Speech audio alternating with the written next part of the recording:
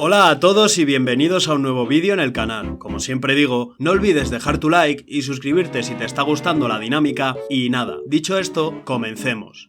En esta ocasión, y para celebrar que ya hemos llegado a los 1000 suscriptores, tenemos un especial preguntas y respuestas en el que contestaré a los comentarios dejados en el último vídeo. Y nada, pues comencemos con ellos. El primer comentario es de nuestro amigo Guillermo Gallego Zazo, quien nos dice lo siguiente. Buenos días, a por los 5000. Enhorabuena nuevamente por el canal. Tienen mucho trabajo y documentación. Por este tipo de canales vale la pena YouTube. Sugerencia, ¿podrías hacer un vídeo sobre Almanzor y su ejército? Un saludo muy grande. Lo primero que nada, otro para ti. Y muchas gracias, Guille. Se agradecen tus palabras un montón. Respecto a la sugerencia, sin duda, es un tema que me apuntaré. Tocar la historia de Almanzor siempre había entrado en mis planes. Quizás a la hora de hablar de la decadencia del califato de Córdoba o tocar algún tema de la Reconquista. Lo que está claro es que la historia de Almanzor y sus racias da para vídeo, aunque muy probablemente aparezca en otros tantos, pues tengo pensado comenzar una nueva serie tratando los distintos reinos, primero peninsulares y más adelante universales, existentes durante la plena Edad Media, como ya hice con el de León, por lo que muy probablemente cuando trate Castilla o el Califato, nos veamos obligados a hablar de nuestro querido Almanzor, si no le dedico antes un vídeo exclusivo a él, cosa que es una posibilidad enorme. El siguiente comentario es de Emiliano Lagos, quien nos pregunta lo siguiente. ¿Qué personaje de cualquier historia, ya sea real o no, te parece increíble, te motivó o enseñó mucho y por qué? Pues es una pregunta interesantísima, Emilio, porque son muchos. Podríamos hablar, como no, de Leónidas y su valentía, de Roald Amundsen y su perseverancia, de Armstrong y Gagarin y su decisión ante lo desconocido, de la emperatriz Irene y su capacidad de nadar a contracorriente o de Sankara y su rectitud. Pero creo que me voy a quedar con uno, que creo que conlleva una de las historias más nobles, justas y heroicas de la historia de la humanidad, Espartaco, el esclavo tracio que se rebeló contra Roma junto a sus compañeros gladiadores y los derrotó en varias batallas, llegando a poner a las legiones de Craso entre la espada y la pared. Creo que la historia de Espartaco es todo un ejemplo de la lucha de un David contra Goliat, de cómo cuando el débil cuenta con unos valores honestos y se defiende, puede llegar a ser más fuerte que el poderoso, para lo cual se necesita unión entre quienes quieren luchar por un mundo más justo, y como ocurrió en aquel momento, en caso de ser derrotados, es preferible morir antes que vivir arrodillado. El siguiente comentario de nuestro querido Versus es el siguiente. Felicitaciones. ¿Qué piensas de los terraplanistas? ¿Que el hombre no ha ido a la luna? ¿Y cosas así? Más bien se merece un vídeo entero. Primero que todo, muchas gracias, Versus. Respecto a lo de los terraplanistas, pues siendo totalmente sincero, creo que es una de las conspiraciones más ridículas e infantiles que escuché nunca, porque en otras, como la de los chemtrails, la pandemia y demás, con las cuales comulgo cero, al menos te dan razones que tienen un mínimo de sentido y pueden llegar a ser rebatibles, aunque terminen siendo una chorrada fácilmente desmontable. Pero en el terraplanismo, si hasta te dicen que en el límite del planeta tienes a unos marines americanos custodiando que nadie se vaya a caer.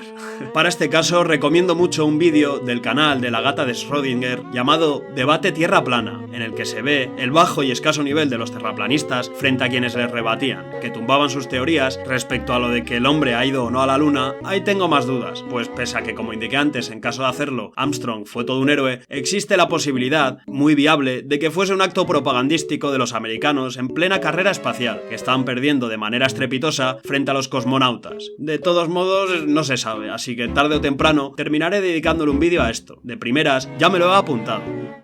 Ahora vamos a por la siguiente pregunta de Santiago Martín. ¿Cuál es el suceso, personaje histórico, que más intriga te genera o más misterioso te parece?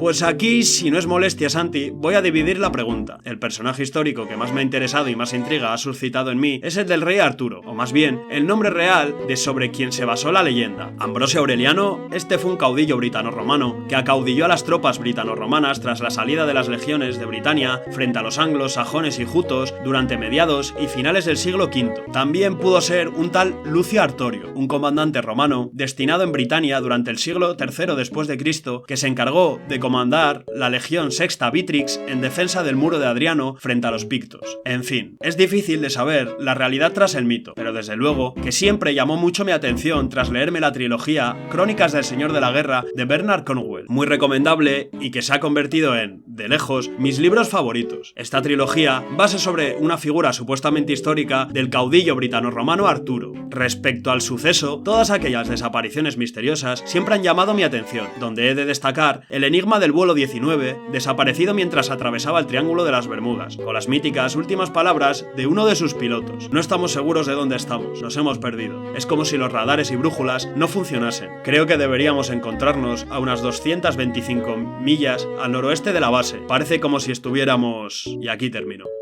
El siguiente comentario es de Carlos Andrés Melgar Olmos, y es simple y llano. Siga así, bro, y mi respuesta será igual. Muchas gracias, amiguete. Llegando a los últimos comentarios, tenemos el de un clásico del canal en la caja de comentarios, Pater, quien nos dice lo siguiente. Oe, oe, oe, mil felicidades por adelantado. Te propongo un tema. La derrota vikinga en Fornelos del Montes, Galicia, creo que es la primera en España donde tenían una base de invierno y les dieron para el pelo. Lo primero de todo, darte las gracias por las felicitaciones y por apoyar siempre al canal. Respecto al tema del vídeo, la verdad es que, siendo sincero, de esta incursión en concreto no había oído hablar, por lo que queda apuntadísima para mi estudio, y de esta seguro que sí, porque ya sabéis lo que me gustan a mí este tipo de historias poco conocidas, caerá vídeo. Así que un saludazo, Pater. Otro clásico del canal, Kid Halpu, pregunta lo siguiente.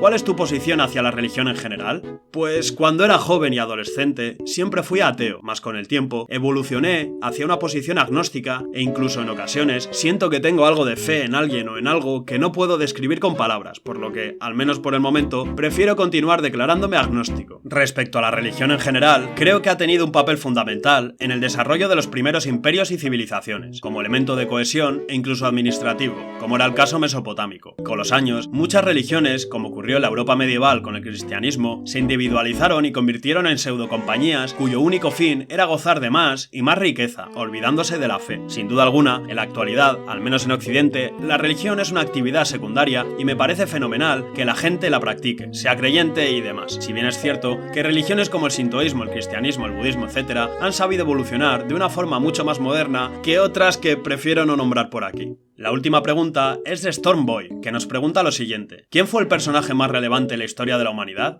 Esta es una pregunta muy difícil de responder y que he tenido que pensármela mucho. Como escribe abajo nuestro colega Red Bone, sin duda Jesús y Mahoma son dos figuras clave para entender el mundo actual. Martel por su victoria en Poitiers y evitar que el Islam entrase en Europa. Julio César por dejar todo preparado para que Augusto se convirtiese en princeps y naciese el Imperio Romano. Alejandro Magno y su Imperio Universal, etc. Pero creo, y me vais a perdonar, pues es una respuesta que puede ser matizada desde muchas posiciones. Pero eso, creo que el personaje más relevante de la historia fue Joseph Stalin. ¿Y por qué digo esto? Pues creo que el movimiento obrero fue clave para entender el mundo actual, pues sin él, la vida de todos nosotros sería bien distinta. La gran revolución obrera que dio por primera vez en la historia un vuelco total y absoluto al sistema vigente fue la revolución bolchevique, sin entrar a valorar las barbaridades cometidas por las tropas de uno y otro bando durante la posterior guerra civil. Esto marcó un antes y un después en la visión geopolítica mundial. Tras la muerte de Lenin, el socialismo en un solo país de Stalin se impuso sobre la revolución permanente de Trotsky, quien pretendía extender la revolución socialista a otros estados mediante intervenciones militares y sabotajes. Con Stalin se impuso el nuevo modelo que acabaría tomando la gran mayoría de los estados socialistas del mundo, quienes confrontarían hasta el fin de la Guerra Fría con el bloque capitalista. Y no solo eso, este hombre con sus luces y sombras, como pudieron ser las purgas o los gulags, sobre lo cual se puede debatir y matizar, pero no lo haremos en este vídeo, llevó a cabo los planes quinquenales que convirtieron a la URSS en una potencia atómica y la ayudaron a derrotar a más del 90% del ejército alemán durante la Segunda Guerra Mundial. Solo en Stalingrado se acabó con más de 1 millón de alemanes, es decir, lo mismo que en todo el frente occidental durante los 6 años que duró la guerra. Sin duda, sin este enano bigotudo, el mundo habría sido bien diferente, y la dialéctica de los estados actuales no tendría nada que ver con cómo está estipulado el mundo a día de hoy.